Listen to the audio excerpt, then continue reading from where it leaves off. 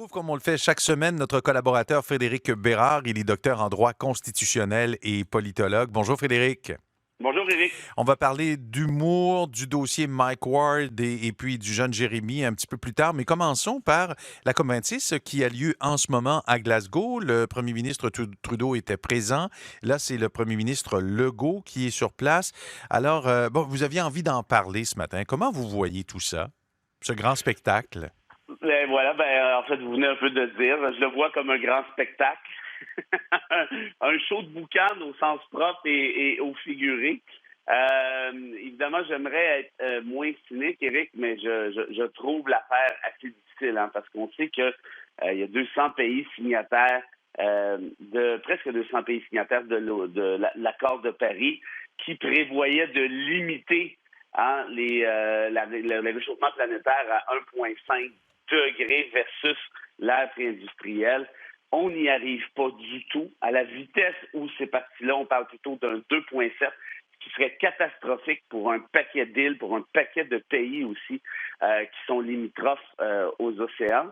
Or, là, on est en train de se gratter la tête à Glasgow à savoir, qu'est-ce qu'on fait avec ça? La Chine nous dit, peut-être qu'on pourrait penser à 2060 pour limiter les émissions de carbone et ainsi de suite.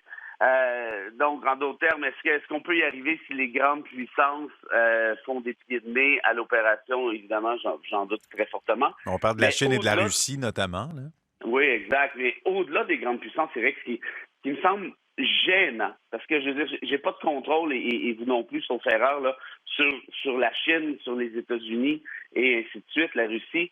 Mais on en a en quelque sorte comme citoyens sur le gouvernement québécois, sur le gouvernement canadien. Or, le Canada pollue de façon magistrale à l'échelle internationale, au point tel où à chaque mois de mars, annuellement, le Canada a siphonné l'ensemble de ses ressources nécessaires d'un point de vue environnemental.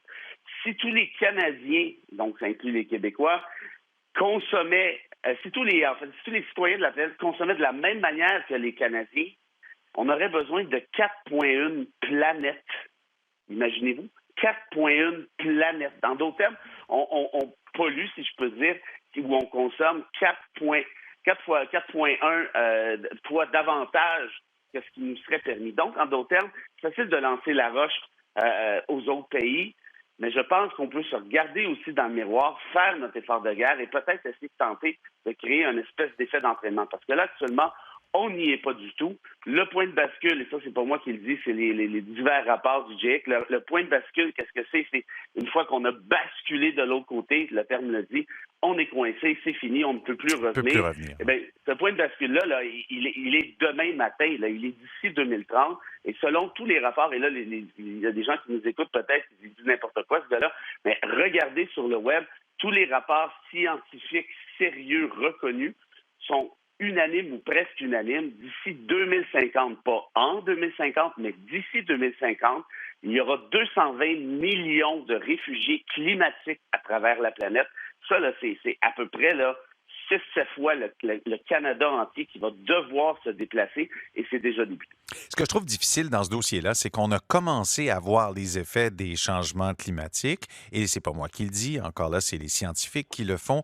On a vécu une année 2021 particulière avec des événements en lien avec la météo qui sont très agressifs, même au Canada, avec les incendies dans l'Ouest. En fin de semaine, j'ai rencontré des gens de la région qui passent beaucoup de temps dans le secteur de Revelstoke, et ils m'ont dit, écoutez, l'hiver est plus pareil, la neige fond à la fin du mois de mars, l'été, c'est très, très chaud. On a eu les feux, c'était l'apocalypse l'été dernier.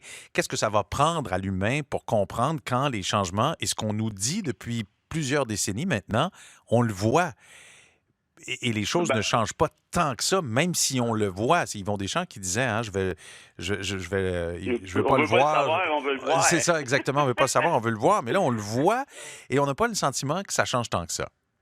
En fait, ça ne change pas du tout. Le gouvernement Trudeau, l'an dernier, a subventionné l'industrie pétrolière à hauteur de 1,9 milliard, Éric. Ça, c'est davantage que ne le faisaient les divers gouvernements conservateurs de Stephen Harper. Il faut le faire, là. On a acheté un pipeline avec l'argent des contribuables. La seule réalisation, et je mets des gros guillemets, en matière environnementale de Justin Trudeau a été d'interdire les pailles. Je veux dire, je trouve ça sympathique, là, mais je pense qu'il va en manquer pas mal, là. Oui, alors on va suivre le dossier, bien évidemment. Ça se poursuit jusqu'au 12 novembre à Glasgow, en Écosse. Vous vouliez revenir sur un dossier de la semaine dernière, mais qui a fait beaucoup jaser. C'est pas terminé d'ailleurs, le dossier Mike Ward de Jérémy Gabriel. En fait, ça fera jaser pendant longtemps parce que lorsque la Cour suprême du Canada se penche sur un dossier, c'est parce que celui-ci a une envergure nationale pan-canadienne. Or, ce que la Cour a fait ici, tout simplement, c'est d'établir les balises pour le futur. Quelles sont ces mêmes balises en matière de liberté d'expression et de droit à la dignité? Vous connaissez la référence, Éric, au choix de Sophie, hein, la mère qui doit choisir un de ses deux enfants. Celui qu'elle choisit va survivre, l'autre va nécessairement mourir obligatoirement. Ouais. C'est un peu ce que la Cour suprême a dû faire ici. Elle a tranché en faveur de la liberté d'expression en laissant tomber, si je peux dire, dans ce cas-ci, le droit à la dignité. On parle d'une décision excessivement serrée, 5 juges contre 4, par définition, ça ne peut pas être plus serré que ça. Reste que je suis d'avis, et ça c'est une opinion qui est évidemment très personnelle, que c'était la bonne décision à rendre essentiellement. Pourquoi?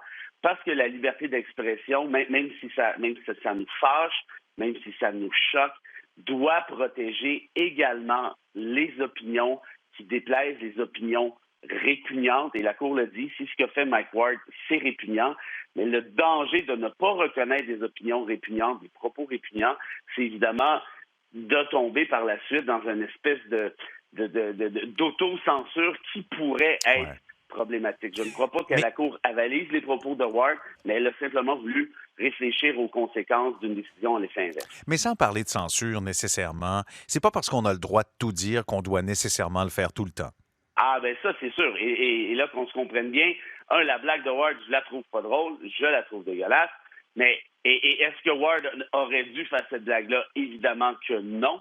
Mais gardons ça à l'esprit. La Cour suprême, au moins 6 de ces juges-là, je suis prêt à parier, n'ont aucune idée de qui est Mike Ward et Jérémy Gabriel, et ils s'en fichent éperdument.